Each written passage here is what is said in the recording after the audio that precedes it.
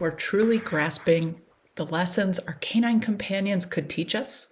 I'm Julie Hart, dog rehabilitator, here with something you may not know. Greatest teachers about dogs aren't necessarily human, they're actually the dogs themselves. Welcome to What Dogs Have Taught Me, where we deep dive into the educational, practical, and sometimes controversial aspects of understanding our canine companions. Join me and a lineup of special guests and industry professionals as we tackle the struggles of dog training and rehabilitation, offering honest and truthful insights into how to navigate them using dogs as our guide. My guest for this episode is Trish Wamsat of Homeschooled Hounds. Trish has been training dogs since 1976.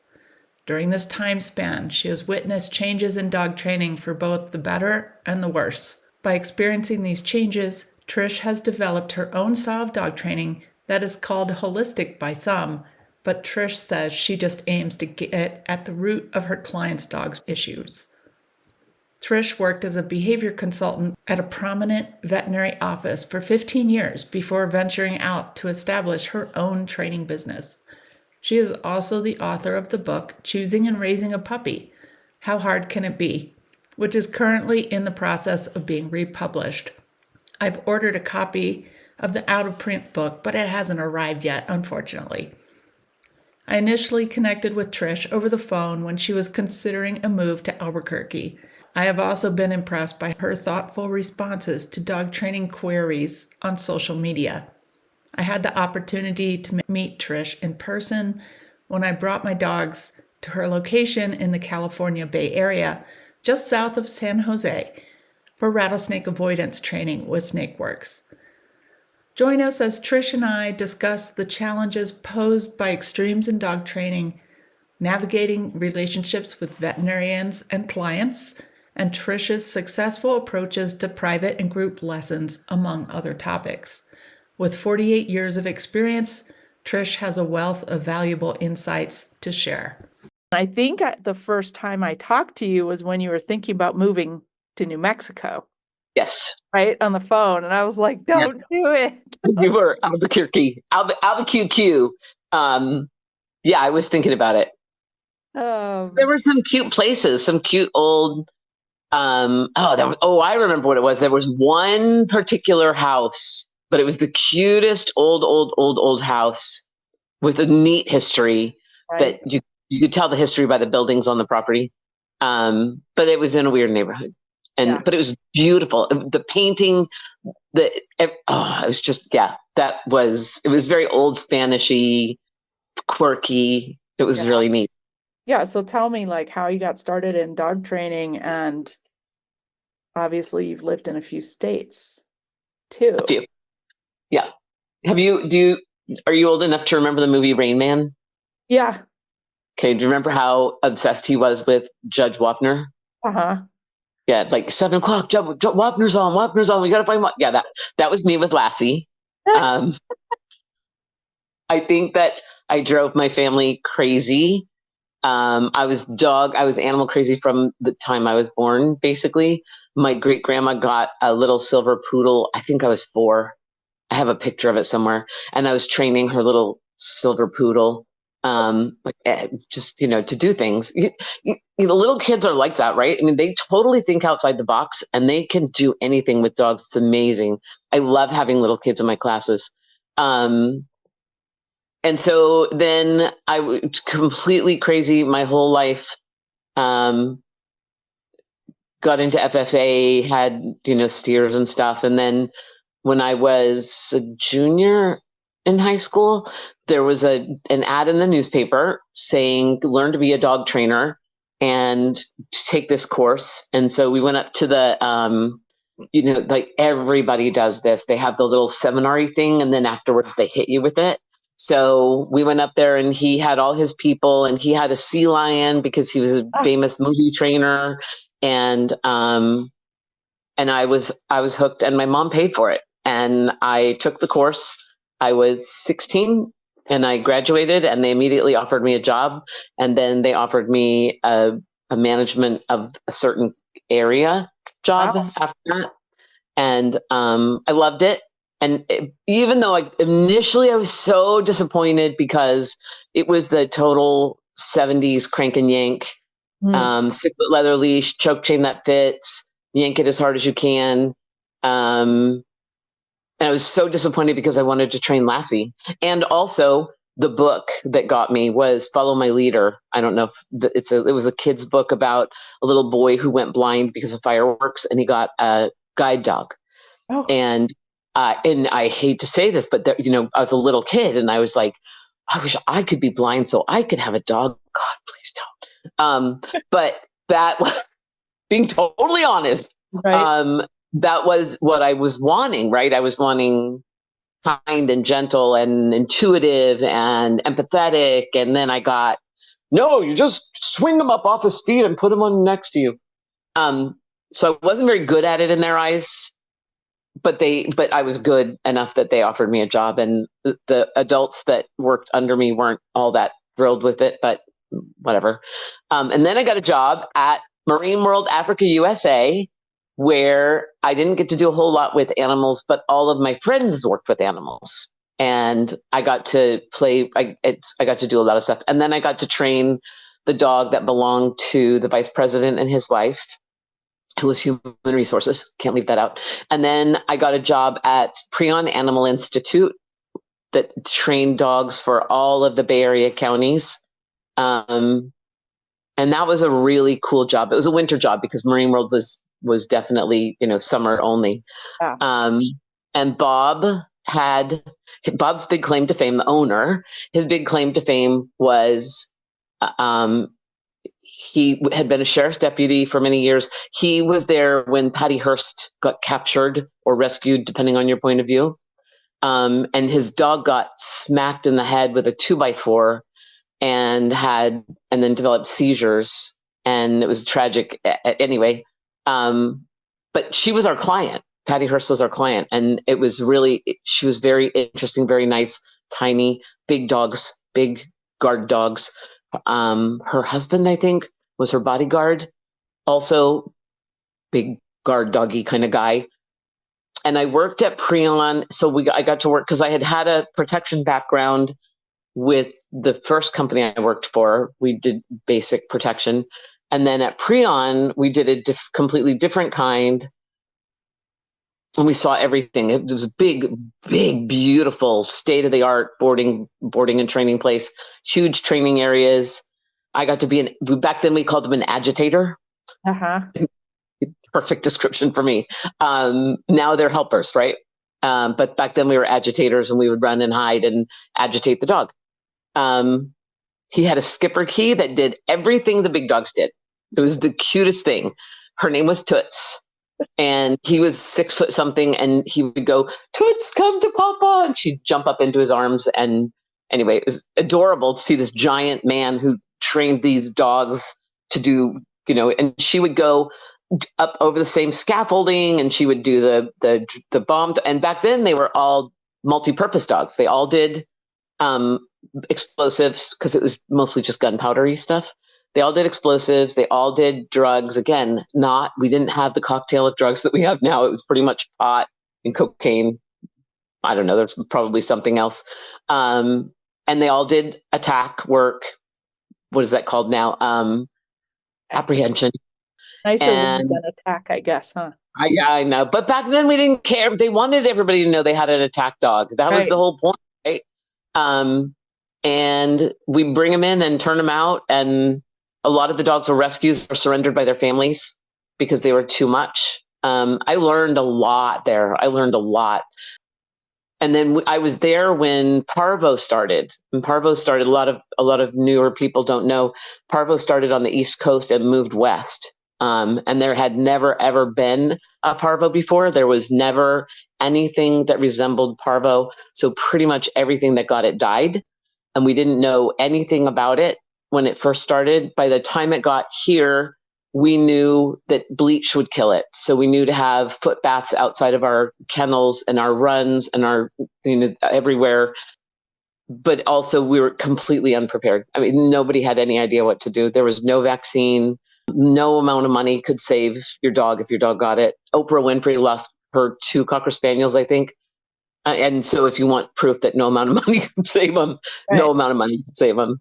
So we learned a lot. We learned a lot there. It was a great, great place. I started training dogs. Oh, I worked at a puppy store for a little while before we really knew how bad that was. Sold a dog to Dwight Clark from the 49ers. Woohoo! Then started training dogs on my own, and being very young and being very female and not having embraced the full yank them off their feet and, force them into position and stomp on the leash and all that. I mean, I did a certain amount of it because I wasn't smart enough to go against the grain and come up with my own ways completely. But I started developing my own. I started figuring out what dogs needed what and why and what people could do. And I guess that's when I really started training people, because we didn't really do board and trains, and you had to teach the people. And so some people could do certain things to their dog, and some people couldn't. So I had to come up with ways for the softer people to work with their dogs and not be completely turned off and just go home and not train their dog. I worked at a couple of vet clinics for about 15 years. And the last one, I wrote my book that you mentioned, and all the doctors, it was like a 16 doctor practice. All of them proofed it for me. All of them put in their opinions. That was rough, because I had to make 16 opinions about veterinary, because a lot of it is referencing the puppy book. So a lot of it is about worming and stuff like that. So they're like, this one's going, no, that's not how I do it. No, that's how but it got written, it got published. And then they made me their behavior specialist.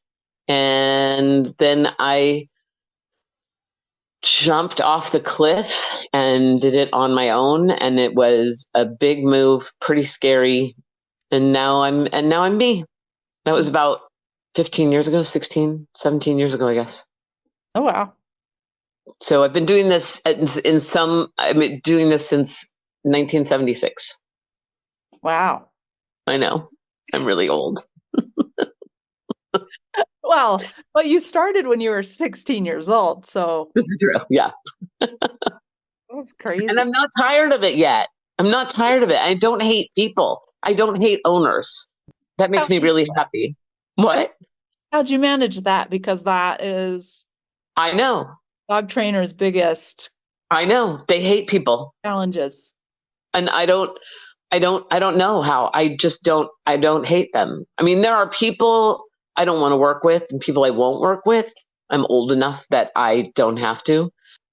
But I don't go, oh, you're an idiot because you bought a Labradoodle, or I just don't. And I'm really happy about that. And I wish that was true more, because it hurts to hear people talk about people who are coming to them for help and coming to them because they love their dog so much in their own way. I don't know. It bugs me. It hurts me. I understand. I mean, I have been through times where there have been people that have driven me crazy, but it's not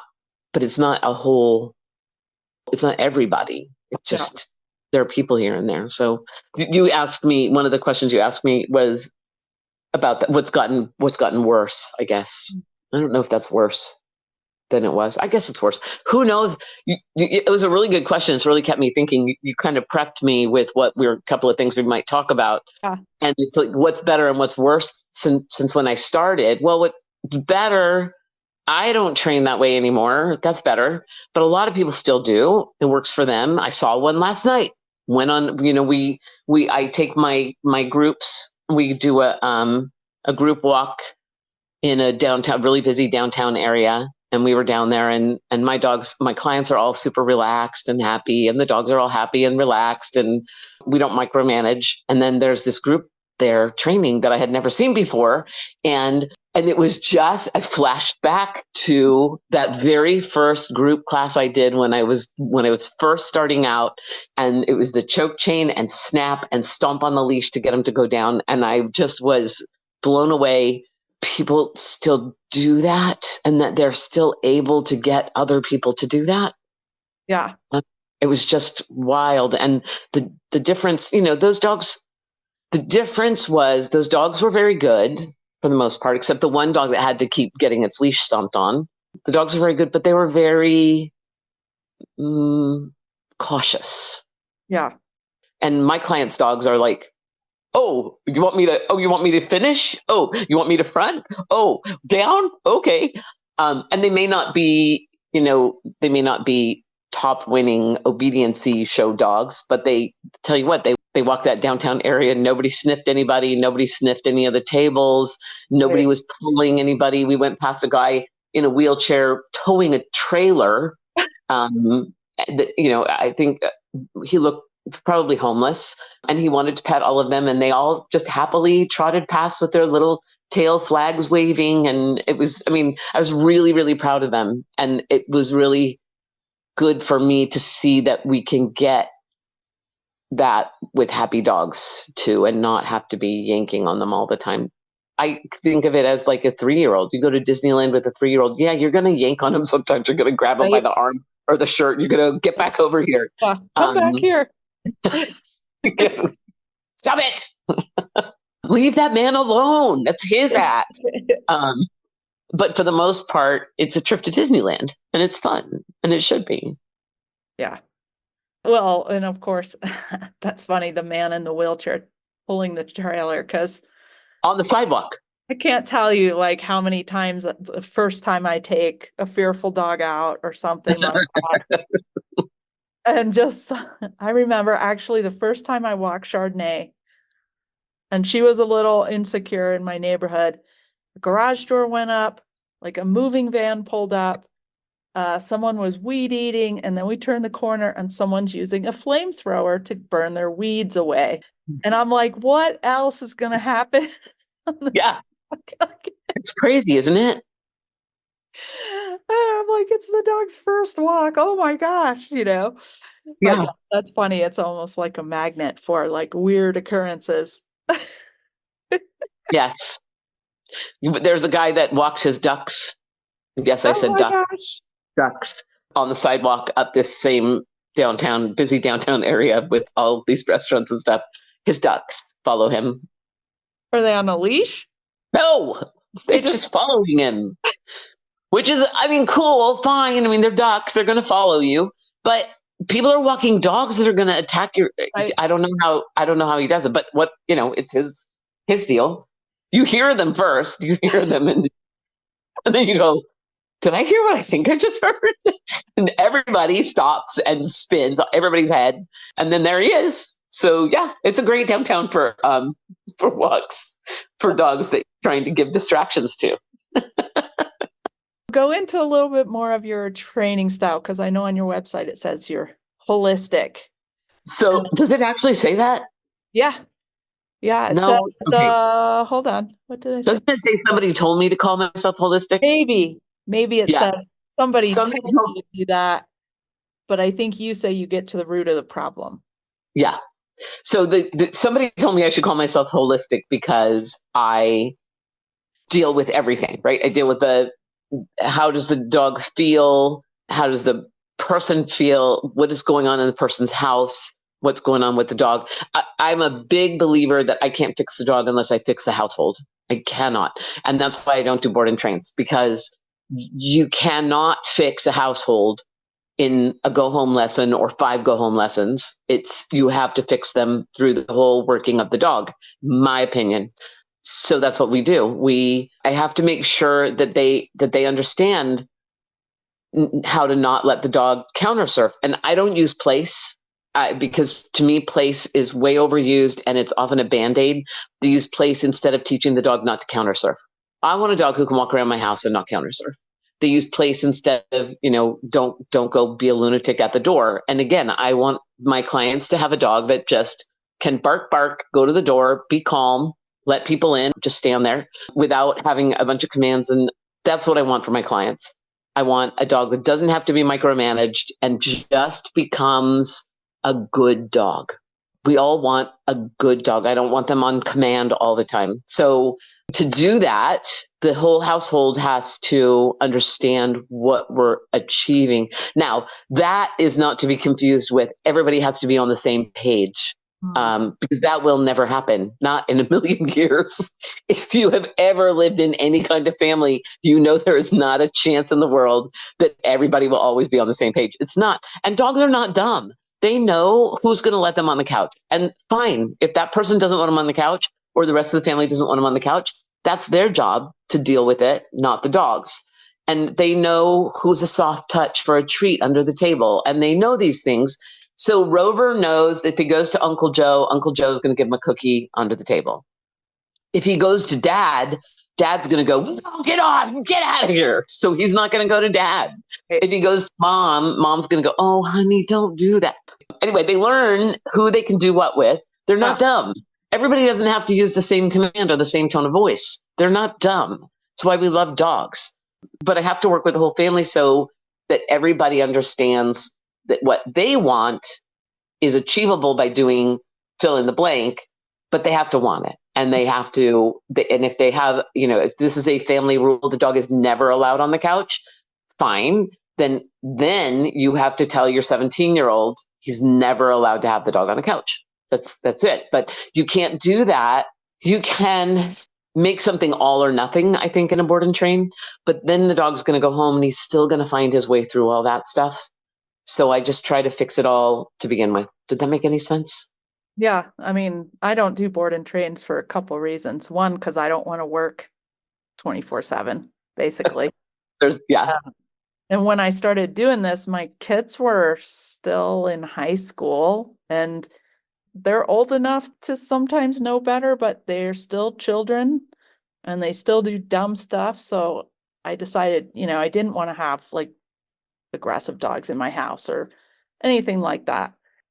I also think that if the clients have to go through the process, they become much better dog handlers along the way than just trainer taking the dog and then bringing it home. Now, that being said, of course, Phyllis does board and trains almost exclusively, but she keeps them for 30 to 60 days. So it's a really long time that dog develops a new habit at her house. And then she does multiple go home lessons. So I think that there's a place for it. Yeah. I do, but not for me. Yeah. I prefer to do the private lessons because the person really has to, I think that attracts a certain kind of client too. Yes. It attracts a client who wants to put in the work themselves. Yes. Instead of just paying to make the problem go away. I agree. Yes. Maybe that's why. And also maybe a certain kind of dog, because if you keep a dog for 30 to 60 days and you're training it that whole time, it's not going to be the dog that they sent you, which is good and bad, right? I mean, it may be a really rotten dog and they sent it to you because it's a really rotten dog and they really want a nice dog. But at the same time, it's not going to be the same dog. And so people have to go, well, do I love everything about my dog except that he countersurfs and he charges the door and he's a jerk on walks and sometimes, he's nasty when people come inside. Do I love everything else about him? I don't know. This is all coming to me. I'm just thinking out loud now. But, or do I just want to work with this? And it, of course, it's still not going to be the same dog, but it's more the same dog than it would be if it went away for 60 days, I guess. Right. But definitely there is a place for board and trains, just not my thing anymore. Yeah. And I have the ability to do it that way. And I'm good at doing it that way. And the people that come to me maybe that's why I don't hate people, because I'm really picky about who gets to join. I do private lessons that are also, people are also required to come to group lessons and group walks. And the reason for that is I do flooding. Go ahead, have at me.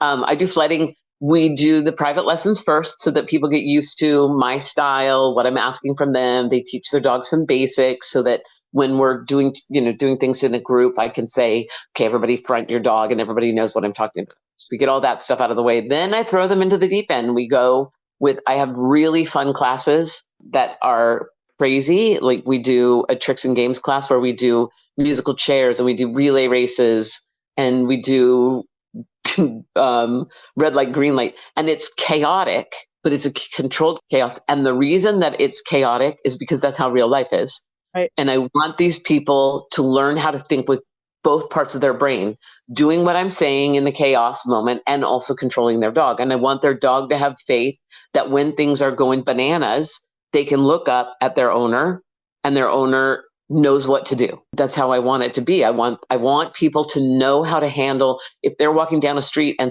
they go around a corner and there's a flamethrower, or they go around a corner and there's somebody on. We had a dog on a 15-foot flexi lead. The dog came around the corner way before the person did on the sidewalk. And I want my students to know what to do in that situation, right? Panic or not. Chances are if it's at the end of a 15-foot leash on a busy city street, it's not an aggressive dog. Right. Chances are, right? Especially if it weighs 18 pounds. What? One would hope. One would hope, yes. So I want them to have the ability to judge that too. I want them to be able to know that dog is scary, that dog is not scary, that dog is stiff and hard. That dog is one of my clients gave me a really great example. She said he was like an arrow in a bow that had been pulled back and was very bright. So he was kind of leaning forward, but also not leaning forward, and very hard and stiff and ready, just ready. And I went, wow, I love that. I want them to know what to do in all those circumstances because that's what's going to happen to them. And just working at their house isn't good enough for me. I learned at the beginning of the pandemic, it's very sad to learn, that I don't need to be in their house to teach them something. And it's often better if I'm not, because on Zoom, I'm a fly on the wall. The dog isn't going, oh, look, it's the lady with the treats, or it's the lady who knows what she's doing, or it's, oh, thank God, somebody, it's me talking to the people. And it was really humbling. I was like, no, of course I need to be. And then I started getting the results through live Zooms. And I went, okay, well, that worked well. Okay, we'll just go with that. There's I do some virtual things, just because I have people that reach out to me all over, and it takes a skill to work virtually. But I do agree, because usually when we show up at the person's house, the dog doesn't malfunction. Right. And then we can't walk them through it if we don't see the dog doing the naughty thing or whatever, acting undesirably, if we don't see it. So yeah, I actually do Zooms with people, and they walk around their neighborhood with their phone. Yes, exactly. It's very awkward, it's not, it definitely adds a layer of difficulty. You worry about the phone and the dog, and it made me figure out how I can really explain it to people without just taking the leash and showing them. And I have this little stuffed Chihuahua thing that I put a leash around and show them on Zoom and stuff. It definitely would have its advantages. And plus, then you don't have to travel around. Right. Yeah. And I do up until really recently, and I'll probably go back to it, my model was unlimited private lessons at my place. And I can't do that if I'm traveling. Right. And I live 45 minutes away from most of my clients. They travel during the daytime to come to me. The private lessons, we do either Zoom or in person, because again, 45 minutes is a long way for some people and they can't do it in a work day. So we'll do it on Zoom. I try to get them to have somebody follow them with the camera so that I can see what they're doing.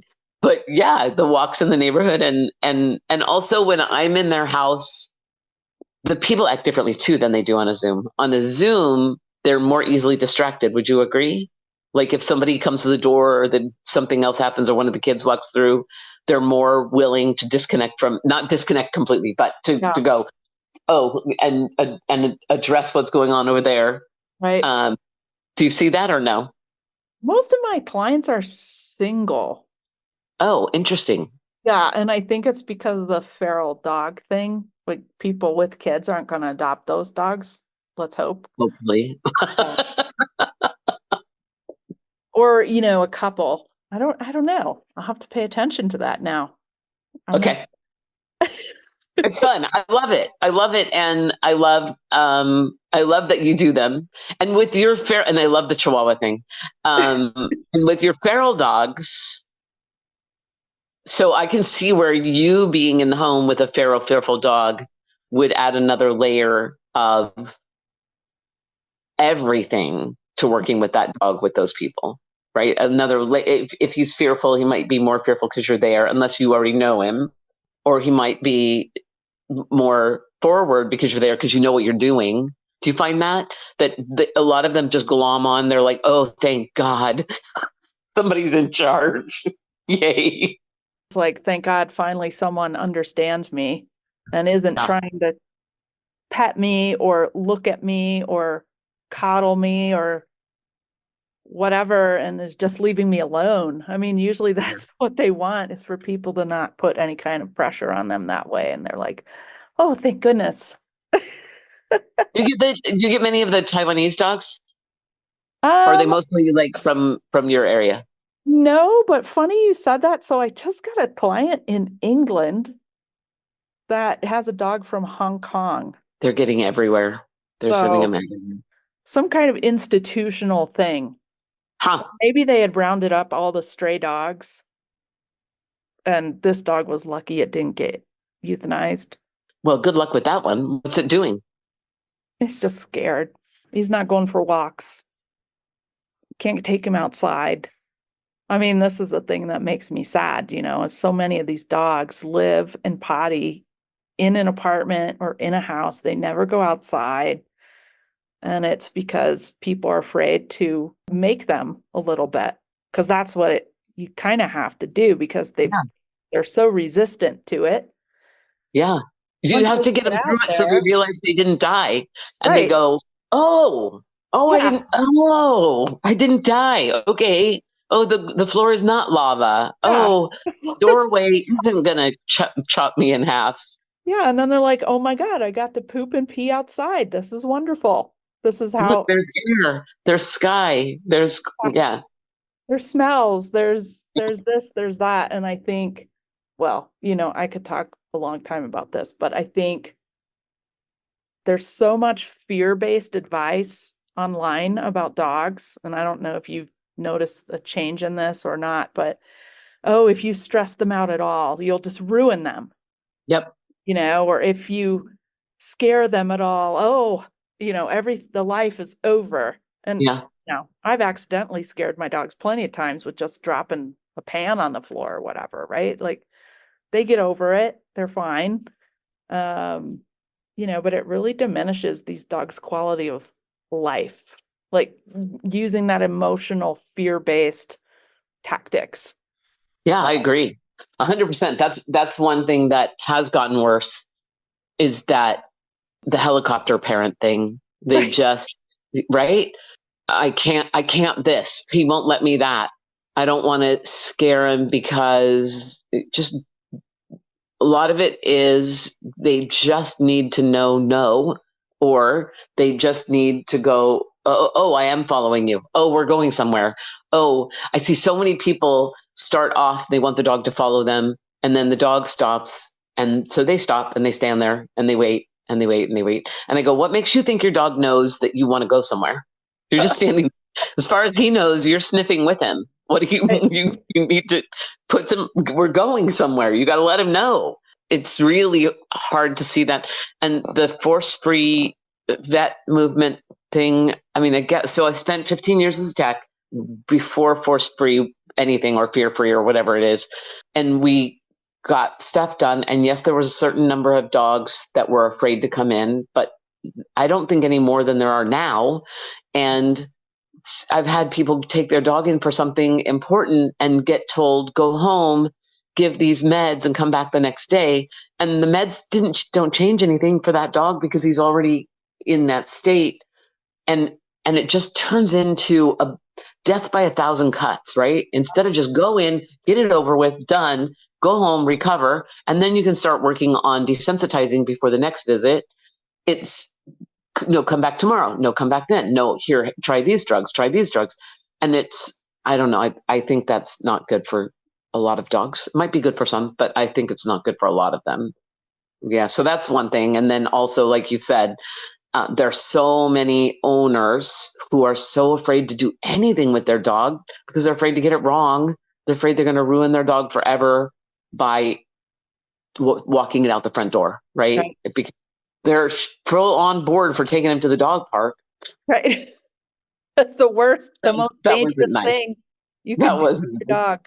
And I honestly, I don't have a problem with most dog parks. I really don't. I know that I'm supposed to, apparently, but I don't. I mean, when a dog develops a problem, yeah, for one of the first things I cut out is a dog park or daycare or whatever. But for the most part, there are a lot of dogs who go and that's their only outlet. And, especially dogs that live in a big city, they have nowhere to stretch their lungs.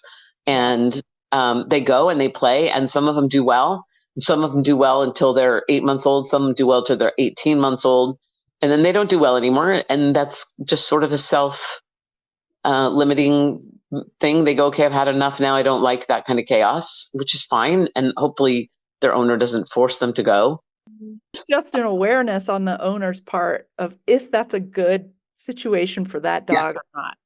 Right. And also if they know the body language of the dogs there, then they can assess, okay, are any of these dogs a problem? I actually took Annie to a dog park. This is before I trained dogs. The first year of her life, I took her.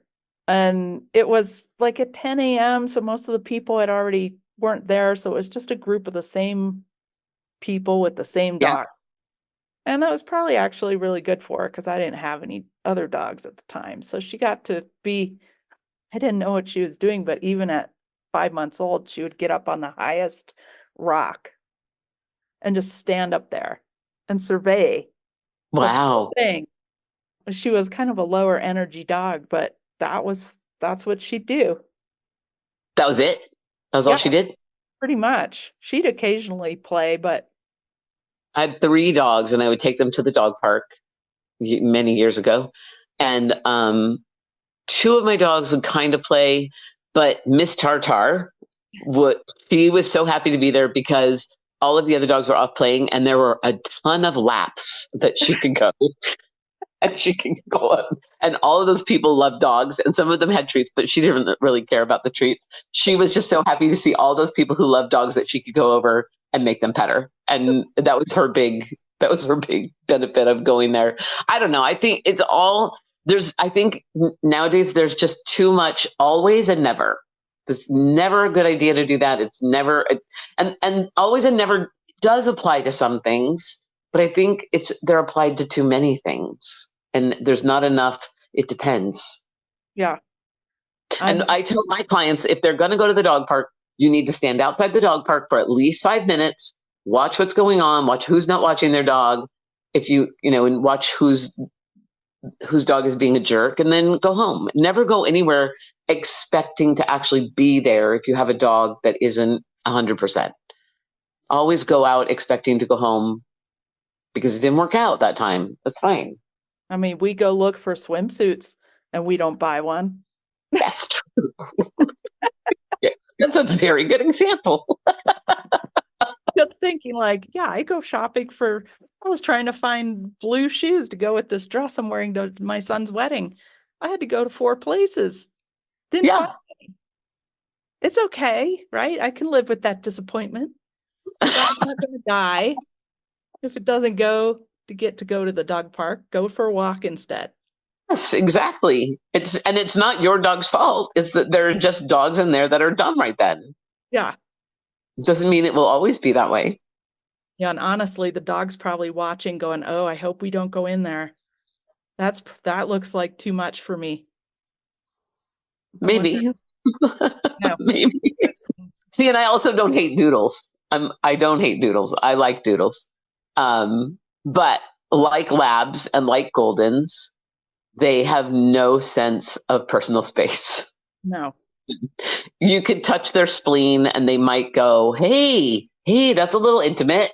But for the most part, they just don't care. And the conflicts between doodles and pointy-eared, pointy-faced dogs, I think a lot is just that doodles don't have any idea that somebody could care, that they're in their space. They have like no self-preservation or survival instincts, or No, don't read body language very well. either they do or they are on the other side of the spectrum and they're just terrified of everything and overreact to everything and bite. But that's also in any breed, right? In any breed or even mix, you're going to find the same thing. Some of them are just bull, woohoo, I love life. And others are unpredictable and scary. And I don't think that it's fair to say that that's true about all doodles. I'm not a groomer, so I groomers have a completely different issue with them. I understand, but I don't hate doodles. I think I've trained one here in 12 years. Oh, no kidding. We started seeing doodles when I was working at the big vet clinic that I worked at. We started seeing them in probably 2000. We started seeing the original ones coming over from Australia. Yeah. And there were some breeders, they're really good. They're x-raying hips and doing OFAs they're very good, but they also spayed and neutered before the puppies went home. 8 weeks old, spay neuter. I don't want you having my genetics and breeding my taking my money. But that was my only complaint with them then. We had way more problems with a lot of purebreds. Cotons, yeek. Oh. Sorry, Coton people. I don't care about doodles. She doesn't dislike doodles and she likes her clients. What's wrong here? I know. I'm just a rebel. I'm a rebel. I don't know. I generally enjoy my clients. Me too. I mean, yeah, you get a few that are, like I had a guy that told me, I went to their house and he said, well, the people only get hurt if they try to pull their arm out of his mouth. Oh. And I was like, I think you have a very interesting view on what's going on with your dog. And those problems usually solve themselves because they don't want me to come back because I'm honest with them. I'm the same way. Yeah. And I don't sell, I don't generally even sell packages. Apparently I'm not a very good business person, but if the people want to have me back, then they can have me back. If they don't, they don't. I don't want them to feel obligated to like finish out their lessons, or I'm probably missing out on some money of people who wouldn't use all the lessons that would just pay. But, that's okay with me. And so you're in California. I should mention this. Yeah, I'm in the San Francisco Bay Area. And pretty affluent for the most part. Yeah. And so I wonder if there's a difference, and I'm sure there's a difference in culture, between West Coast and East Coast, and New Mexico is its own little thing. I also trained in South Carolina for a couple of years and found that, but I will say I was in a fairly affluent part of South Carolina, and I found that it was very much, as far as dog training, everything else was very different. But as far as dog training, it was, people had the same wants and needs, and they wanted fun with their dog. They wanted the dog they wanted the dog they wanted when they got a dog, right? Yeah. They wanted a dog to do stuff with. And I think that's true wherever you go. In Florida, I lived in a really rural, very poor, I think it was the poorest county in the state. And what they got dogs for was to lay on the porch and chase things away. And that was pretty much, there was nothing I could do there. That was a terrible place to live because there were so many strays, and you couldn't take a stray to the shelter. The shelter was like a cinder block building, and no one was allowed in. You couldn't go in to see if your dog was there. You couldn't go in, and they didn't, what we would consider common methods to quote unquote euthanize their dogs. I don't think there was much youth in that at all. And if you had fed the dog one time, if you had fed the dog before you took him in, it was your dog and they would not accept it. Oh, yeah. New Mexico actually, I don't know how long ago, but they actually enacted a law that you have to do a humane euthanasia because they were not at the shelters. That's pretty horrific. Yeah. I had a dog pulled from a shelter in Oklahoma that was still doing the gas chamber. And there was just something about him. I don't know how I saw his picture, but when I read that the gas chamber thing, I mean, I remember from when I was a little kid, they did gas chamber. I didn't know how horrific it was then, but I knew that that's what they did.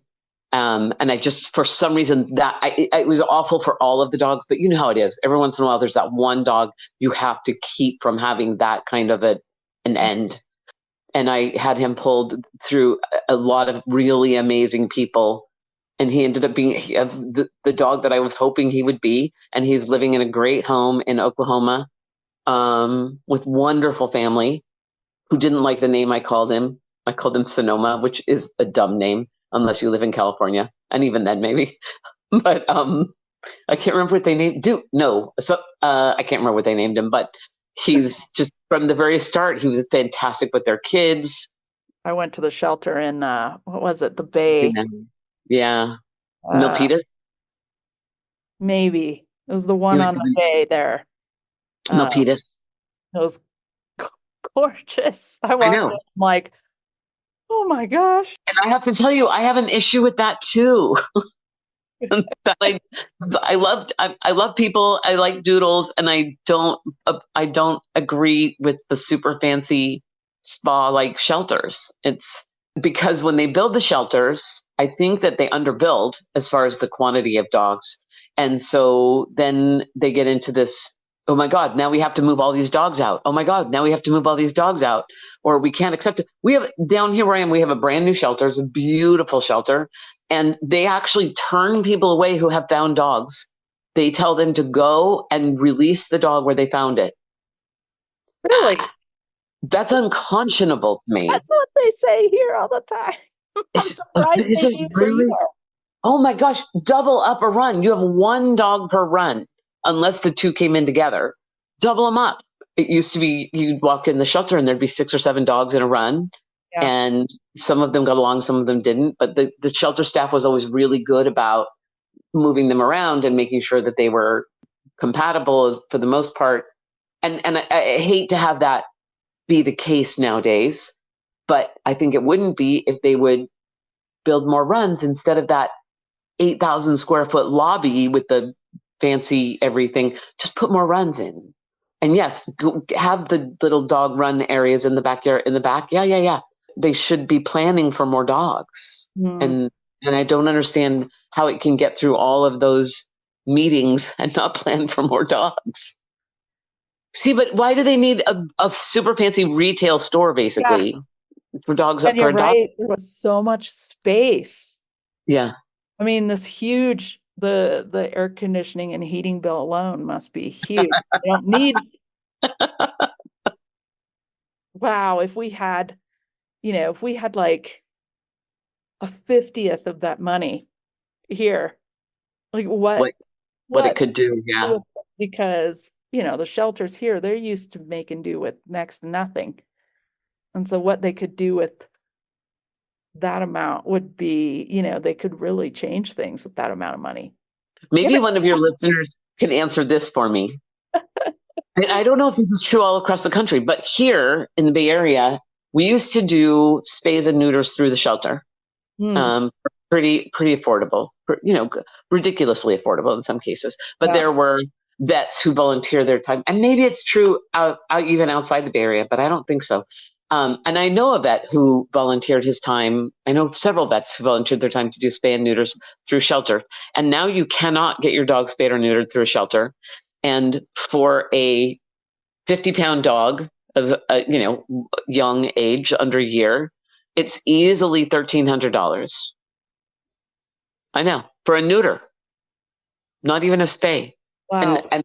And yet everybody's complaining about pet overpopulation problem. And I would rather see the funds for the air conditioning and heating go toward spay neuter subsidies, right? That price is astronomical. And actually, since Chardonnay passed away last week, I mean, the amount of money we spent in 48 hours Yeah, for care. What do you do if you can't afford this? I mean, I'm not saying that vets shouldn't be paid well. I think they should, because right. their job is hard and they have Yes, to know a lot of things, yes, and I yes. really, really value my vet. So I don't want to make it sound like I'm not valuing their care, but where is all this money going to? I mean, the amount of money I spent was huge. Of course, I did it trying to see if we could save her. But what do you do if you don't have the money? You don't have a choice. Like, you either take your dog home and it suffers, or you just euthanize it because you can't afford the tests or the medication. And I just Yes. think that's that would be a horrible situation, because here in New Mexico, we see a lot of people that don't have a lot of money. It's a very poor state. And they really want this care for their dogs, but they just can't afford it. They really want their dogs spayed or neutered, but they can't afford it. Maybe they don't have reliable transportation, and that kind of thing. So, of course, that's where, we're trying to help out with spay neuter clinics and like get Didn't you that. just do? You just did a huge spay neuter clinic, didn't you? It was actually through the city of Las Vegas. They put aside $10,000 to do a spay neuter clinic. I just went and volunteered. But then I run a nonprofit that part of our mission is spay neuter, and we don't have that kind of money, but we're trying to find ways to make the most out of what we have. So we found Espanola Humane will spay or neuter dogs for $25. Are you kidding? Not kidding. You know what? It's worth it for me to rent a car and drive to you and get a dog neutered and drive back home. I would still save thousands of dollars, Right. $1,000 easily per dog. Yeah. Nuts. That's their price. I don't know if you have to Are you live in New okay? Mexico. So this is a thing for me too, because I worked at at one point it was the biggest privately owned veterinary hospital in the Western states, period. It was, and we had our own blood bank. I mean, it was a fantastic hospital run by started by a man who had vision. He kept prices really, really low, and all the doctors still made really good incomes. And it was fantastic. And they didn't do what we technicians called it shotgun medicine. When we would get a new doctor in that wasn't used to it was fresh out of college, right? Fresh out of vet school, they would shotgun medicine. Okay, we're going to test for anything that starts with an A and go and stop testing when we get to Z, just across the board. And all of the techs would be going, I had a vet come in. This is just an aside. A vet come in fresh out of vet school.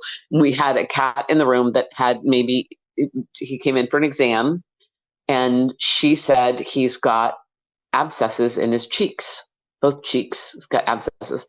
Trish, could you come in here so we can take a sample to see what the infection is? And I walked in the room, and it was a tomcat. It was a tomcat. Big cheeks. Tomcat. She had never seen a tomcat before. And I was like, can you come outside, please? Let's have another doctor go in and look, because I'm not a vet, but that's a tomcat. It was a tomcat. She had never seen a tomcat. So wait, they get big cheeks from their testosterone? Oh yeah, if you see a picture of a tomcat, they've got this big, bulky, broad cheek area. They're very distinctive looking. And I was like, she almost stuck needles in this cat to see. Wow. Yeah. Anyway, that was just once. But it was just, I don't know what. Anyway, so I learned medicine there that is rare now. I still see a couple of the vets. The hospital's been bought and sold a bunch of times since Dave let it go. Now they're doing all the new medicine, and it's crazy because It's just crazy. And I saw one of my vets the other day that I just adore. She's super sensible and down to earth and tells you what it is. And contrast that with one of my dogs he got a really sudden onset, severe head tilt with not being able to use his right front leg correctly. And it came on just within an hour. I left him on one side of the fence. I was on the other side of the fence doing a lesson. I came back in after the lesson and he met me at the gate and his head was almost upside down. And he didn't have any of the symptoms of a seizure or post-seizure. And it was just weird. And I was like, well, maybe just going to walk it off. And then a friend came by that he adores, and he actually ran away and ran up a steep hill and into the house and hid in a closet. And I went, well, we're going to the vet. Got to the vet, the emergency vet. They were open. I happened to be able to get him in with a neurologist immediately. And the neurologist said he has a brain tumor and we need to get him into the MRI right away for a spinal tap and MRI. And I said, why? Anyway, long story short, they were sure that I needed to do brain surgery to get this out. And the spinal tap was because sometimes with the MRI, the tumor hides and we won't know where it is. But with spinal tap, we'll know what kind of chemo to use. And I will never do brain surgery on my dogs. Never. That's just, I have a list as long as my arm of things I will not do to my dogs medically for my benefit. It's a list that I am not giving on. And brain surgery is one of them. And the vet literally yelled at me because I wouldn't do it. And she told me all these horrible things. And I said, at the very end of the conversation, I said, and the bottom line is if this tumor came on this quickly, he won't be alive in 3 days. And she didn't tell me any of that. If I had been somebody who didn't know, right? Right. And they just sort of sweep you along. And out here, and I guess it's all over the country, these big, huge corporations are buying them up, and these vets are getting paid on production. And it becomes normal. If you told somebody, yes, your dog has a brain tumor and we can save him, and it's going to cost you $25,000. A lot of people, oh, no, yeah, no. Just the MRI was $5,000. And then they don't tell you about how much surgery is going to cost and how much the chemo is going to cost and ongoing, everything and the quality of life for the dog. It sucks. My opinion, again, sorry. But yeah, somebody needs to let people know that things have changed and that you're not going to be getting the whole picture most of the time at a lot of vets. Those who still have vets who are practicing the way that they did are so lucky, and hang on to them and pray they never retire, because as soon as it gets bought up, it goes right into, you got to be careful. But I think that there should be an advocate where people can call this number and say, this is what my vet told me is wrong with my dog, and this is what they want me to do to fix it. This is how much it's going to cost. What are the chances that this is not going to be in my best interest? Or what do I have to expect if it doesn't go well? But I think that's practicing veterinary medicine without a license, so I don't think it would go very far. But if you had a vet who was running it and giving the advice, and I think of the people like you who just can't. They're gonna do this and lose the roof over their head, or they're gonna do this and they're not gonna eat for 2 months, or they're gonna do this and lose their car, and then they lose their dog 3 days later.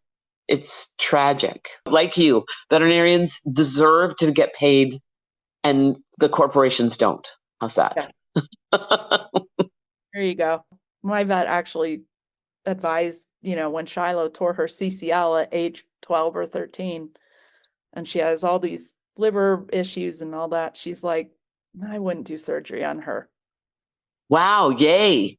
So this is why I go to the vet that I do. And, yeah. I got those braces that support her legs. And I saw pictures, yeah. They cost, $800.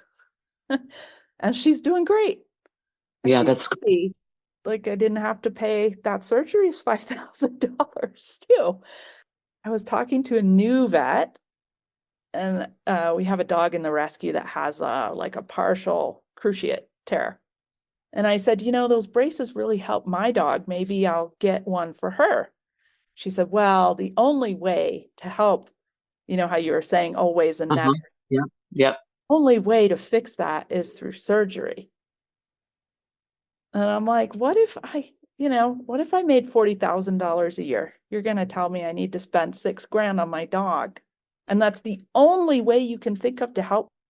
And did she tell you at the same time that there's a really high chance, over 50%, that the second knee will blow really quickly afterwards? I didn't even get that far because I was like, I know, but that should be one of the first things they tell you is that, right. This is a bad thing. And if we fix this, then you're looking at doing it again in less than a year. I think that that's been forgotten, is that there's a person attached to that checkbook. Yeah, exactly. And I feel like there needs to be some creativity to help a wider range of clients that may not have with the rescue, I don't have a choice of which vet to see, but if that was my dog, I would have gone somewhere else. Oh, got it. I would have been like, yeah, you're not the vet for me. So they're telling you that for a rescue dog too? Correct. For a dog that is not owned, that is in. Did you have anything else to say about the changes you've seen since 1976? Yeah, gray hairs. I think that the ability to communicate with other trainers is a really good thing.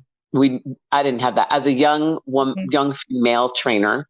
I had no one to talk to, and then working with the men around, I got sort of shy of it, and a lot of I still fly really low under the radar. I don't advertise. I don't tell people who I am.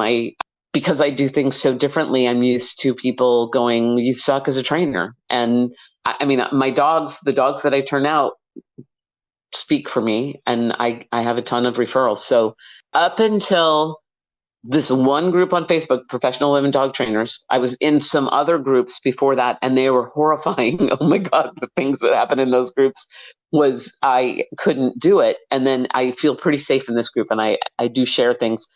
But even sharing things, a lot of the time, you rub somebody the wrong way and they go after you. It's fine.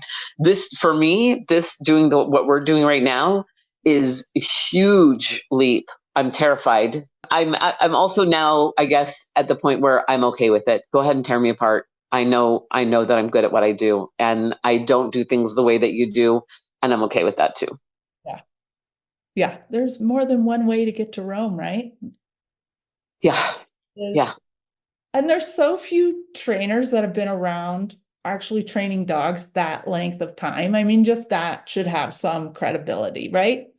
Yeah, you would think. I mean, I've trained over 10,000 dogs. Right. Hands-on, me, not through, I hired other trainers to train them, hands-on. And seen many, many, many, many thousands more going in and out of the vet hospital, where I learned a lot about, working with them and working with their owners and stuff. And I think the difference between volunteering in a shelter, which is great, but working in a vet hospital is you have to work with the people in a vet hospital. Mm-hmm. And that's where all of the success or failure lies with these dogs in their homes. And if you can't keep people on your side, and you can't help them, and you can't meet them where they are, and you can't go, I know that you have a real aversion to an e-collar, but it's the only way to get where you're going, like with your surgery. It's the only way to do it. If I'm putting somebody in that position and they're that unhappy about it, they're not going to end up doing it. They're going to get away from it as fast as they can, and we're going to be back behind where we started. So I think that the working in a vet hospital as long as I did, and as big a vet hospital, I mean, we saw at that one hospital, we had 16 full-time doctors, sometimes 20 in the summer. We would add on more because of foxtails. So we had 16 times more weird cases and odd matches. And I didn't get to see all of those, of course, but I still saw way more than I would have in a single doctor or two doctor practice. Yeah, I mean, that should count for something. When the books started coming out, and I'm not going to name them, but when the books about body language started coming out with pictures of different dogs in different moods, Oh my God, that was a nightmare because somebody would go, "Oh, she licked her lips." And I went, Yeah. "Yeah, but she licked her lips. That's all. This wasn't a she was thirsty or she was hungry or I had just given her baby food or whatever. Oh, her tail's down, her tail's down. Okay, she's at the vet. That's pretty normal." Or it was just people started picking apart these snapshots, what they thought their dog was saying, and that was a huge problem. That was and probably is still. Although I think not as many people are into it now, or it's not as new, so I think not as many people are reading about it. For me, that was a big problem. That was a big issue. People were constantly misinterpreting what was going on with their dog. Yeah, well, that still exists for Uh sure. huh. Uh huh. And trainers do it. Trainers completely misinterpret a lot of the time. Oh, It's, talk about that more. uh, that was a trap. Yeah, I think that too many trainers put too much on little teeny tiny things that are just a passing emotion. It's past and maybe it's gone, maybe it's not. But now what do we do about it instead of just backing away and going, "Oh, oh, oh, tucked her tail." Okay, but we still have to get this blood, or we still have to get this vaccine, or we still have to get her across the street, or right. I mean, we're stuck. We're out on a walk, and you can't get her home because she won't go in the street. Right. We have to do something about it. People have emotions all the time. Martha Hoffman, who is an absolute genius, her page on Facebook, she writes the most wonderful, amazing things. And she just wrote something the other day about people getting stuck on things. But she just, I really, anybody listening to this needs to go and check out her page because she's in Bali right now and she's doing a lot of study on the dogs of Bali who are owned dogs. So she's not watching feral dogs or stray dogs. She's watching mostly owned dogs, but they're not home during the day. They're out living doggy lives during the day. They roam Um, around. yes, They go visit. they're living in a giant dog park. Yeah, And basically. just the things that she sees and the way that she explains them.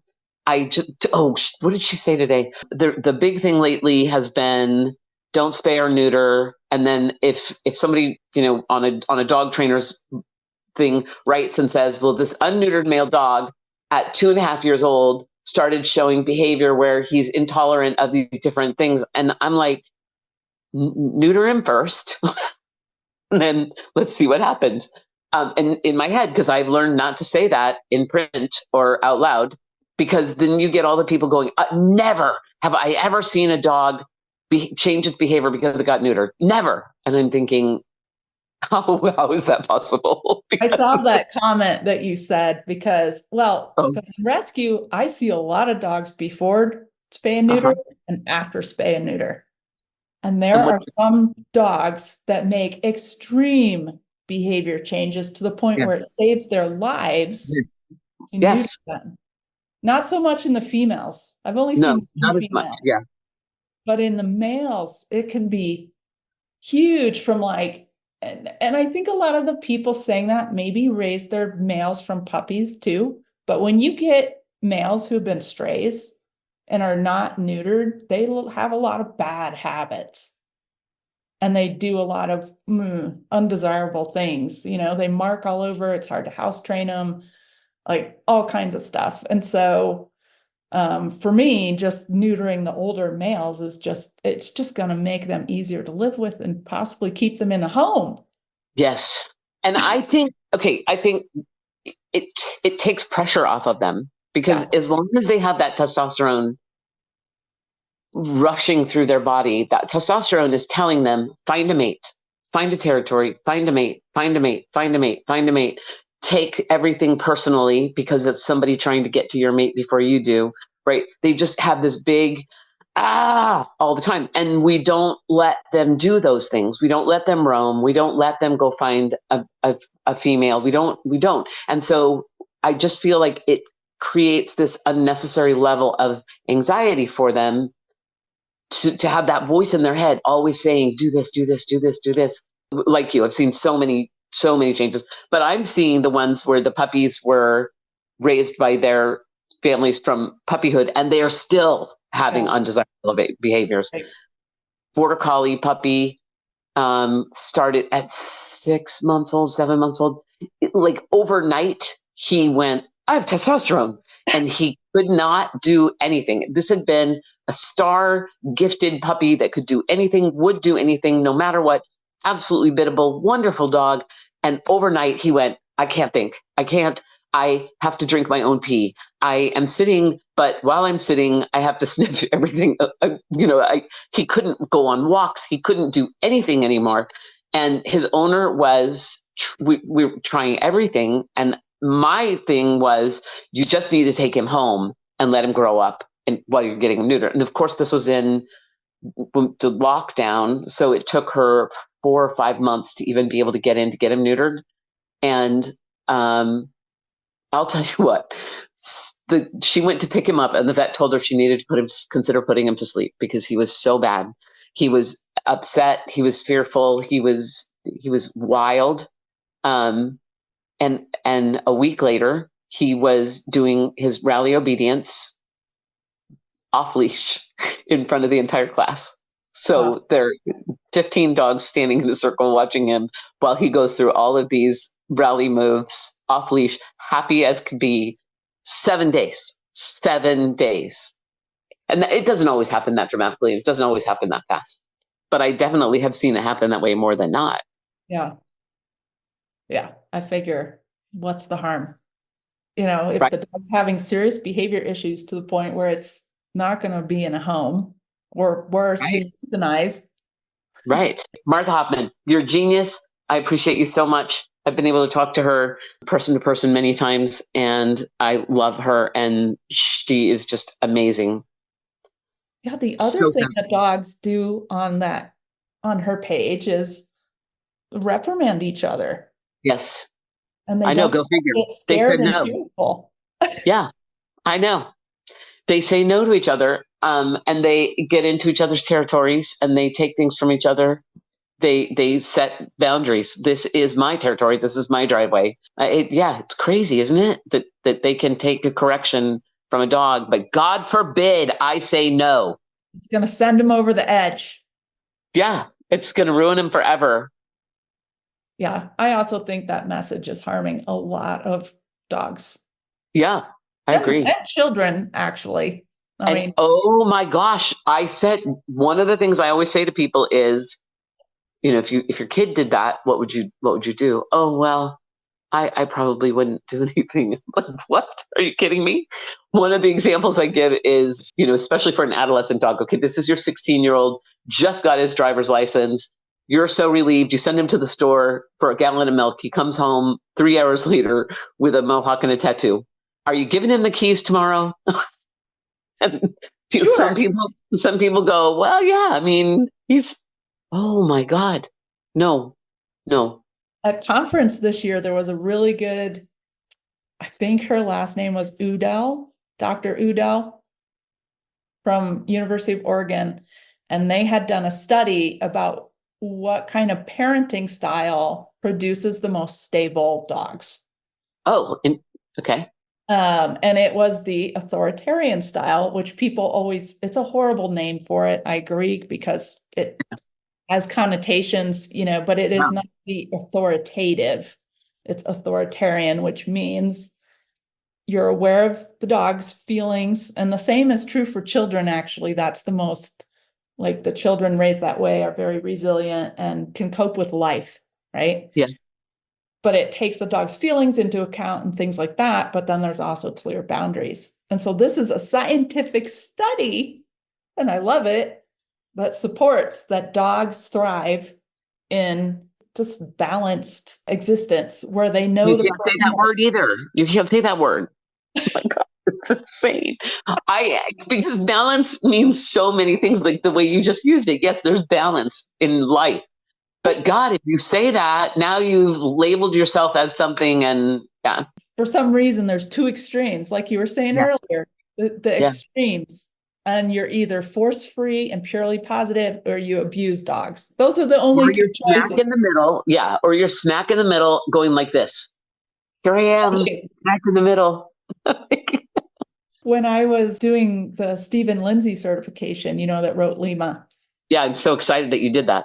He was talking about the spiral of silence. I hope I got the name right. The spiral of silence.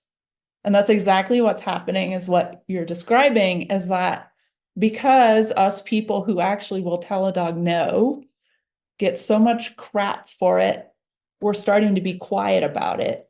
Yeah. Which is then making it worse. Right? I see. Okay, I can see that. Because we're not just saying, yeah, we told that dog, hey, don't try and attack another dog. We said it's not allowed. But because we feel, there's some balanced trainers out there that are like, oh, I never correct dogs. And then you see them correcting dogs. Yeah. So just be honest about what you're doing and how it's effective. Yeah. And I think that'll take away the other side, the extremist power. Lies in us feeling bad about, like, we have to hide what we're doing. Yeah, I do feel like I have to hide. I had a guy one time with a beagle, ginormous beagle, ginormous beagle. And they bought this dog thinking that he was something different and that he was going to be way smaller. Anyway, he was huge and he was a beagle. And I adore beagles. They are one of my very favorite breeds. Yes. But it was not working with this couple in this house, and they just weren't prepared for it at all. And so I knew in my head that the answer for this dog is a prong collar. That with these people and their personalities and their capabilities, and this dog, he needed a prong collar used correctly and used well. It would be easier for those people to use that collar correctly than to use any other kind of thing correctly, because they just because of who they were. I was so afraid to put a collar on him. I made them promise to never tell anybody. We wrapped it in a scarf, and I said, and I made a big thing about, we need to get him out of it as soon as possible. So as soon as you start seeing results, we're going to start turning around some of the prongs so that they face out instead of in.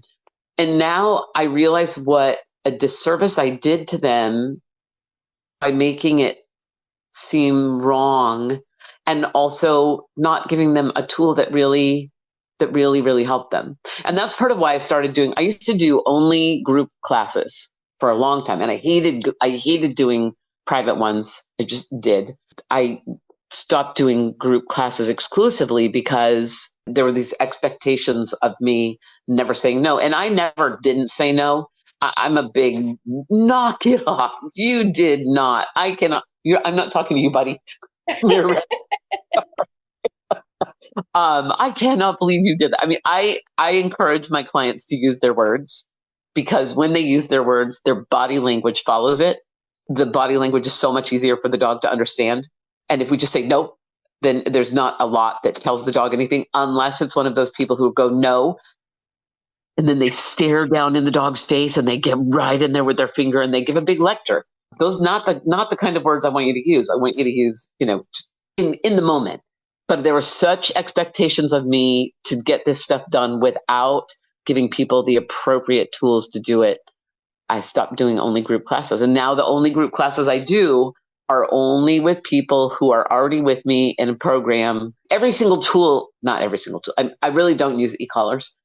I've got some dogs that are in a prong, some that are in a slip, some that are on a halty, some that are on a flat collar, some do okay on just a martingale. And it depends on not just the dog, but the people and what they can handle, what they can get their dog to do, what they can be comfortable with and use effectively.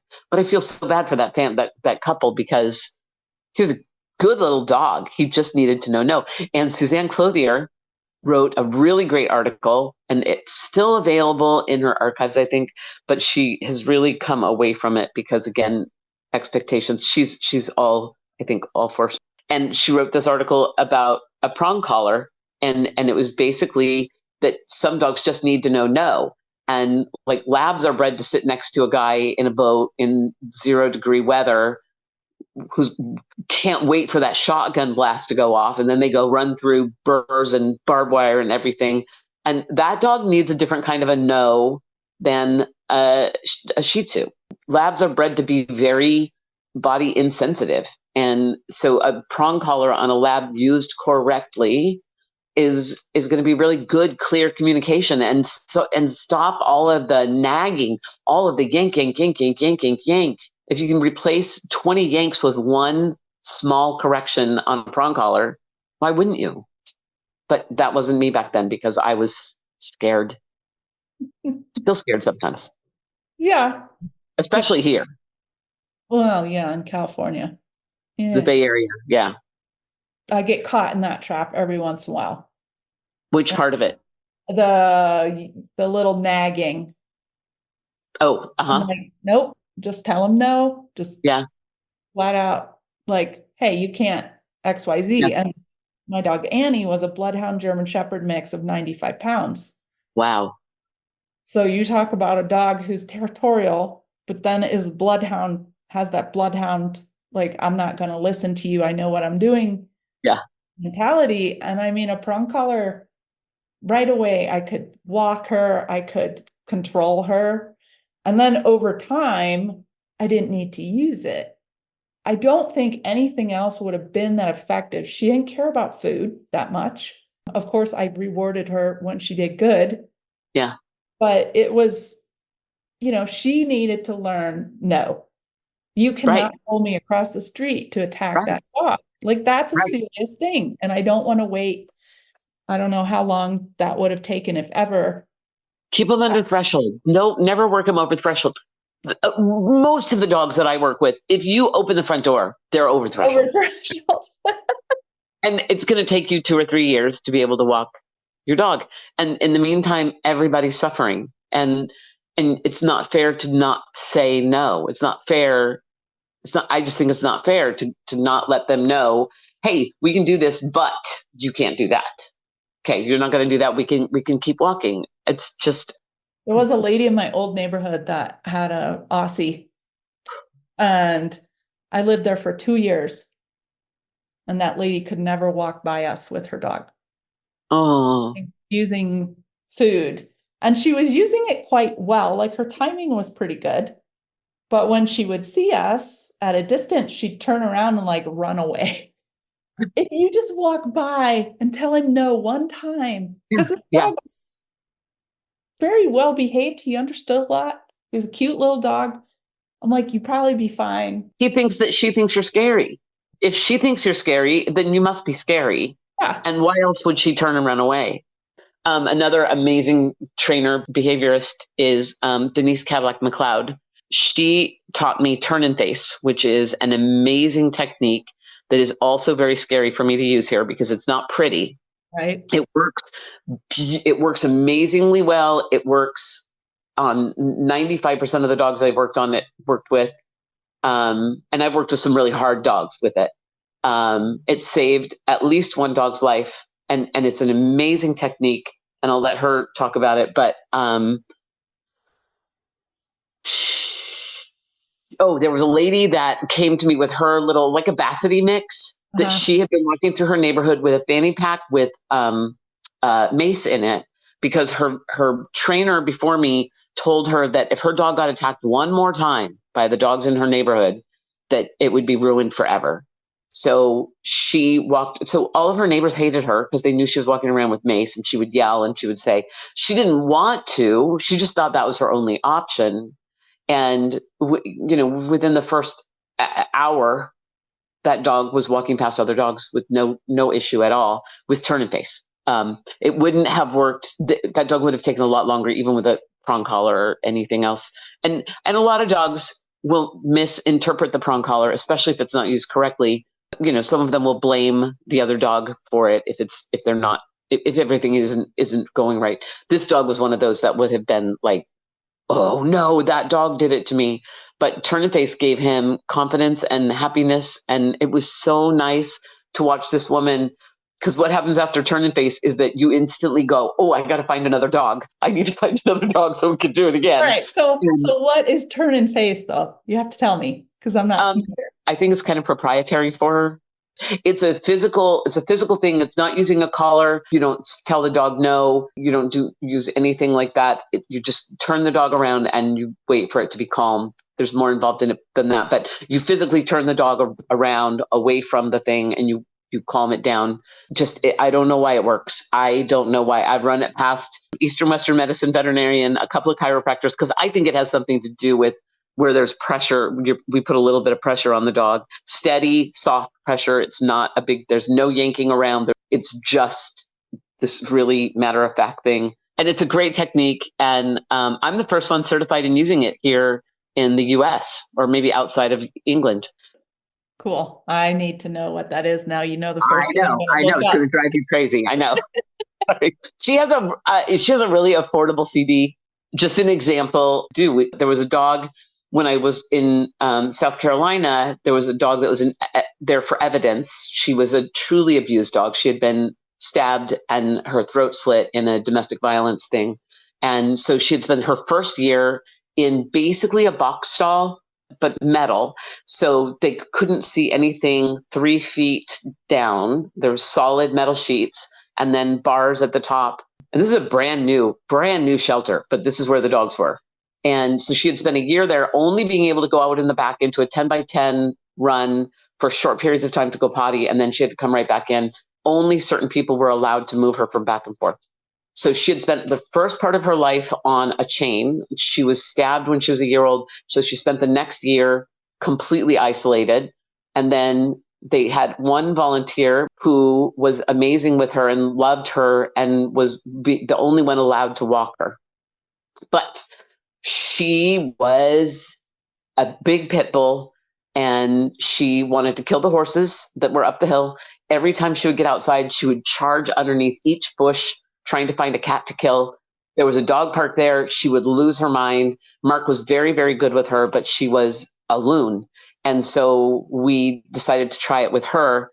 Mark was able to do it.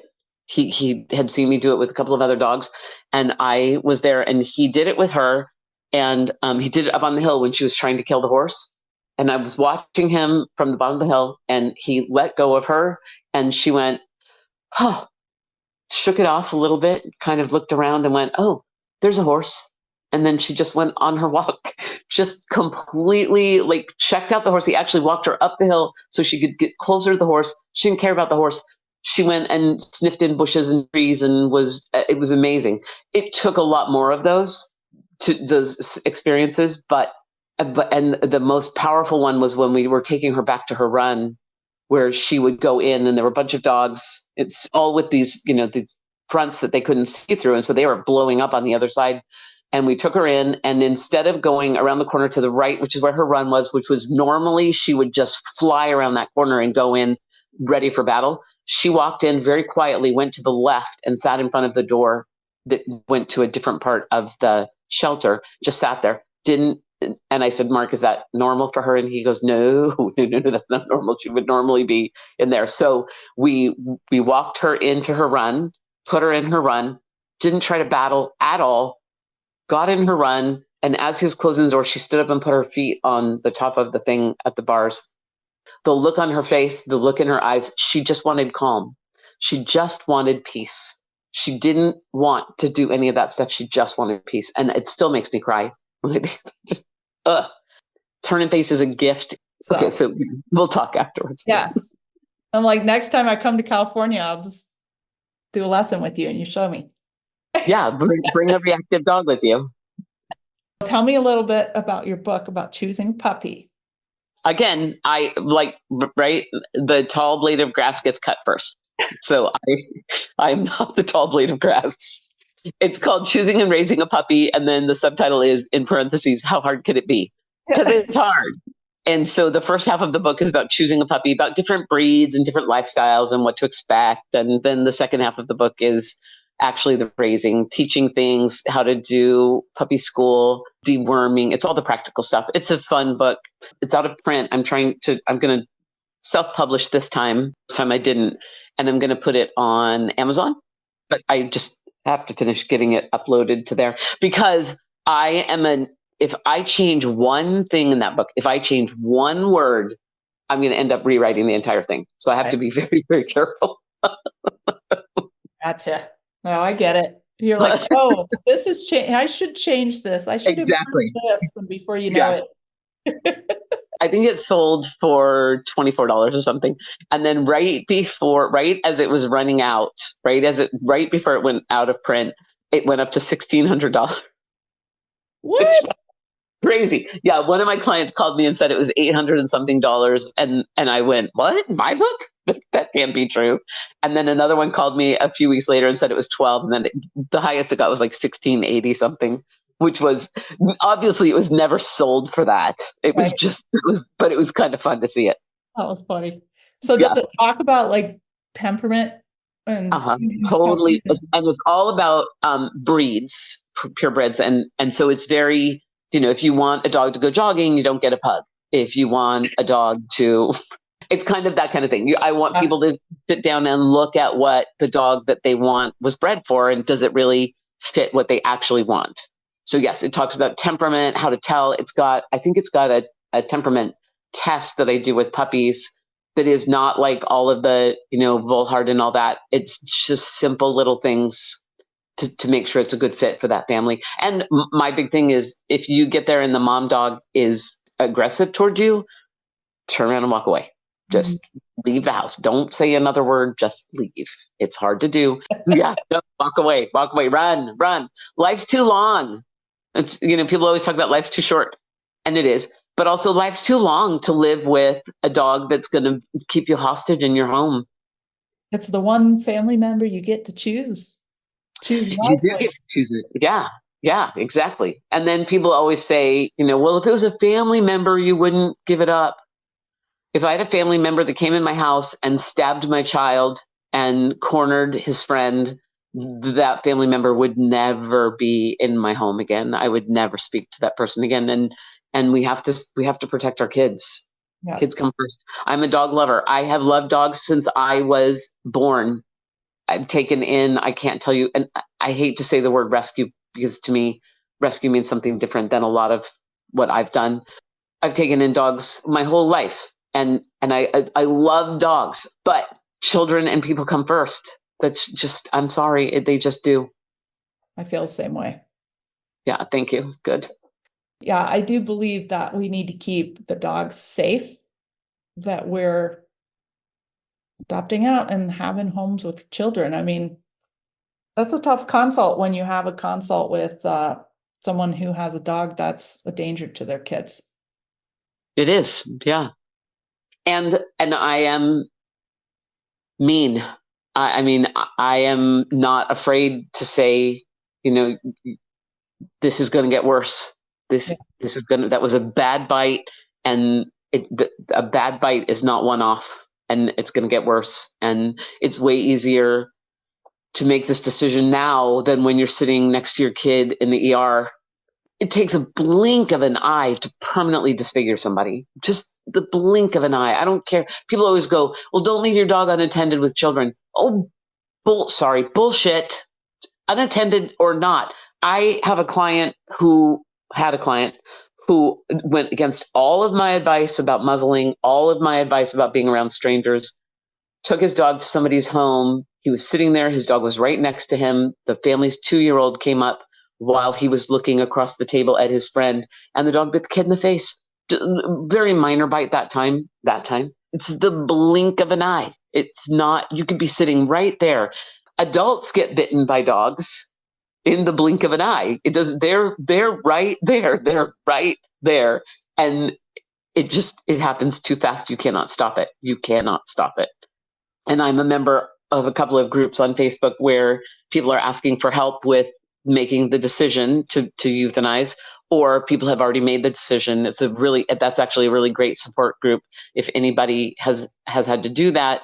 Or if you are a dog professional or pet professional. Actually, it's pets, it's horses, cats, but it's a tough decision. And that's a great support group. It's called Losing Lulu. Mm-hmm. And they have a website too. And it's for anybody who's had to go through it. Veterinarians, kennel staff, shelter staff, trainers, anybody that's gone through it or had a dog that they know go through it. great support group. But I'm in the other group, which is where people are making decisions, and actually losing Lulu too. At the beginning, I was like, this is great that there's a support group for this. And then I start reading all of these things and I see what people have been through with these dogs, the money they've spent on behaviorists and veterinarians and drugs for their dog and probably drugs for themselves and the injuries that have happened to people they love or people they don't even know. And they keep going because it's, dogs are not disposable and their friends are so hateful when they do have to make the decision.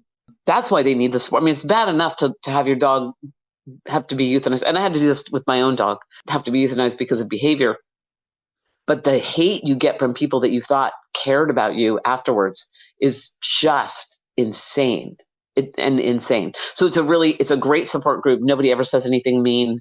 Everybody's incredibly kind and understanding. And so if anybody's been through that, check out Losing Lulu. You kind of have to trust people that they've considered options, they've tried things, they've weighed all these pros and cons, and kind of just you have to empathize with them and think, would I want to live like that? And probably not.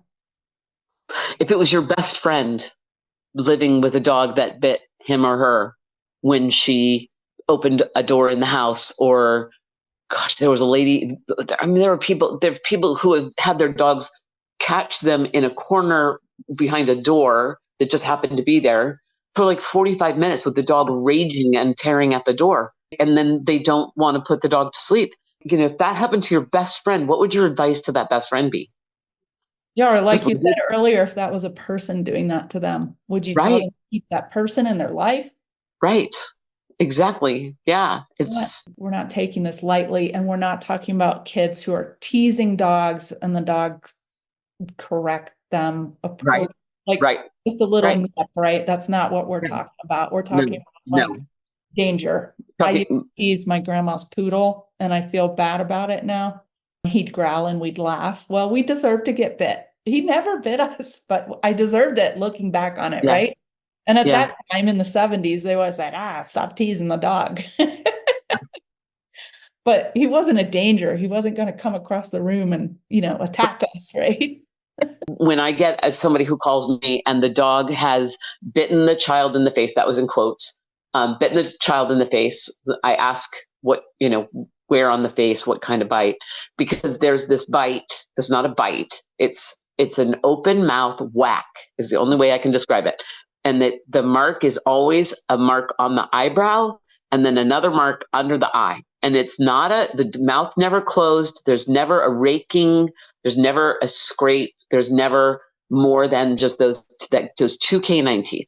And it was just an open mouth, knock it off. And it always, 100% of the time, is a kid that was tormenting the dog down at the dog's level. The dog has been asking an adult. You can tell they've been casting around going, is somebody watching this? They've left the area. They've gone away. They've done everything they can to get away from it. And they whack the kid. I had that happen to a veterinarian friend with their dog was a rescue, and they had a foster child, and it happened that they were trying to adopt, and it happened to their foster child. One of those things out of the blue, and they were going to have to not have the dog in order to have the child, because the foster people, which fine, I mean that it's all reasonable, but I had to go to bat and say, this is not what you're looking. You're not looking at a dog that's bitten.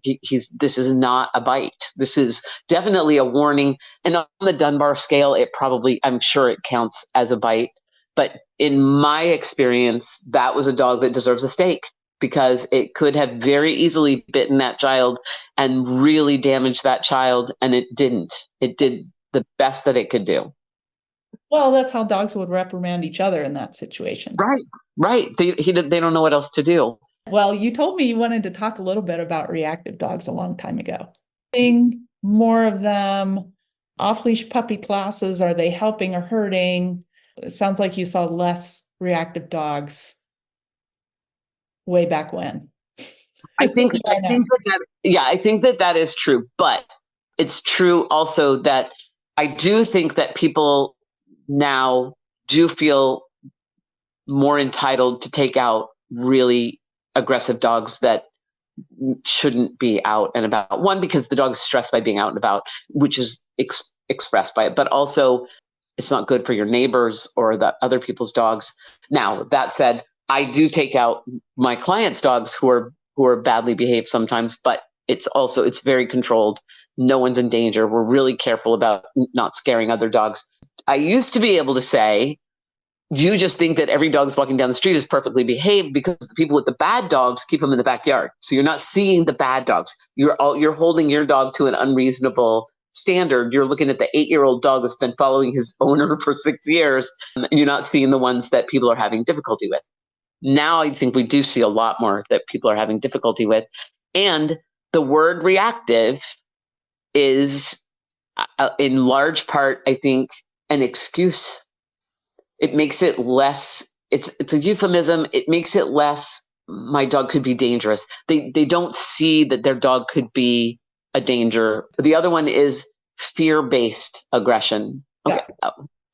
What are you talking about, fear-based aggression?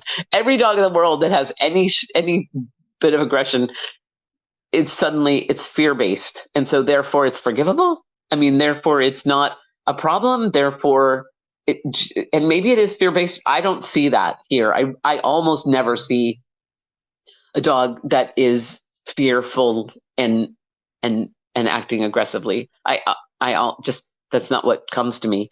If that's there, a dog that charges across a living room to chase you away from a couch or something, no, that's not aggressive. That's not fear-based. I'm sorry. I guess, when people want to come right down to it, they'll say, oh, well, he's afraid that he might lose a resource. He's afraid that you might sit there and he won't be able to. That doesn't count. That doesn't count. That's not the right kind of fear. So yeah, that bothers me. That one bothers me. So puppy classes, I do think that during the pandemic, good, skilled puppy classes were eliminated. And now it seems back to the all or nothing, right? It's either the puppies are all playing all the time and it's a free for all, or there's no play at all and dogs are supposed to ignore other dogs all the time. I think both of those are damaging and contributing to dogs with really awful social skills. I don't think that it's right to just let Lord of the Flies puppy class. I don't think that's a class. That's a play group. And if it's well attended by good, skilled trainers who are good at reading puppies and knowing what to do with them, that's okay for a play group, but it's not a class. But then the puppy classes where puppies are not allowed to even look at other puppies, they're only allowed to look at their owner. The owner needs to be the single only thing in that dog's life. I don't think that's reasonable either. Sometimes your dog might not be in your care for, something awful happens and it has no social skills. It doesn't know how to create distance without a huge display. It doesn't know what a friendly dog looks like. It doesn't know what the doodle has in mind as it's approaching rudely. And I'm fine with a dog going, rah, rah, rah, get away from me, don't be so rude. But to go over the top, I mean, those dogs don't even learn how much is too much. They don't learn what just a correction is compared to it's a matter of life or death. So yeah, I think that a good, well-taught puppy class, like serious puppy training, SIRIUS, that kind of Sirius the dog star, Ian Dunbar, he's the godfather of godfather, I don't know, maybe both, of puppy training. Because when he started puppy training, really the only other thing we had was what I learned to do when I first started out with the yank and crank. It was too much to have puppies in class, but in classes back then, but we didn't almost no trainers allowed a puppy under 6 months old in class. Mm-hmm. I have my own theory as to why, but that makes some people unhappy. So he started doing puppy training, and his classes are letting the puppies play, calling them back from play. Letting the puppies play, calling them back from play. The reward for coming back from play is, yay, what a great puppy, lots of rewards, couple of yummy treats, and go back to play. Your reward is partially going back to play. And so you get a dog that knows how to play, knows how to self-correct, knows how to handicap his play if he's playing with somebody different, with a different play style, and is a happy, healthy dog. And I'm not seeing that. I'm seeing a lot of dogs that don't know how to communicate. Come to New Mexico for a visit. You'll see lots of dogs. They learn by roaming around, because a lot of dogs, like Tipton was feral. Right. You know, we have street dogs. We have lots of people have many, many dogs on their property. And so the puppies are just left to learn from the older dogs. Yeah, it's pretty amazing actually here. Dogs are much more dog savvy than other places, you know, like res dogs and stuff. But yeah, I always thought the ideal puppy play class would have a couple females, adult female dogs in there too. Ideally, if you can find, I had a couple, I had a neutered male who was awesome, who was just a great grandpa to everybody. And I had a couple of females that were wonderful. I do agree there should be an adult dog in a class for a couple of reasons. One is to get the puppies used to being around an adult dog, and for the adult dog to be able to say, "God, you guys again." But it has to be the appropriate dog. And those dogs are few and far between, but they're worth their weight in gold. I have one that I live with in South Carolina. Junior is the best puppy raising dog I have ever seen in my life. And the things I learned from him about it were just astonishing. He lives here in California now, which is with my really close friends, and I still get to see him all the time, but he doesn't get to raise any puppies. But he lives with the last puppy that he raised. And he loves her so much. They love each other. They're wonderful. But yeah, I agree with you. A perfect puppy class would have at least one really good, appropriately behaved adult dog. And it was interesting what you said about the fear aggression too, because so Roger Abrantes has the theory that the two cannot exist at the same time.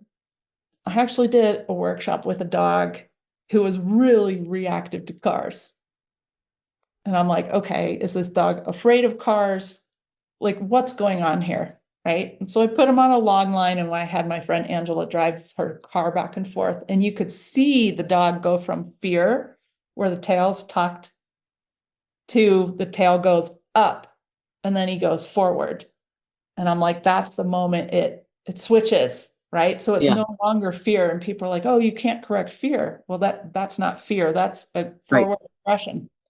I trained another dog. This is one of my first clients, but she was really, really fearful in general, but then she would be very forward with dogs. And when I say forward, I mean like leaving my side and going forward to like, rah, rah, rah, rah, right?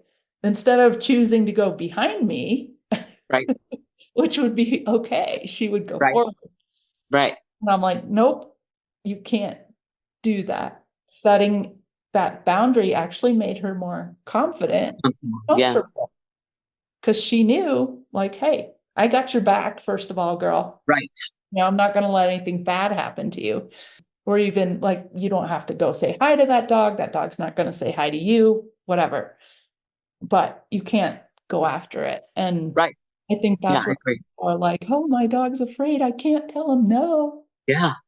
The best defense is a good offense. And the dog is being fearful, right? And then it goes on the offense. Well, yeah, no. If you tell the dog no at that going on the offense, you're saying no to going on the offense. You're not saying no to being afraid. And like you said, exactly what you said, I've got your back.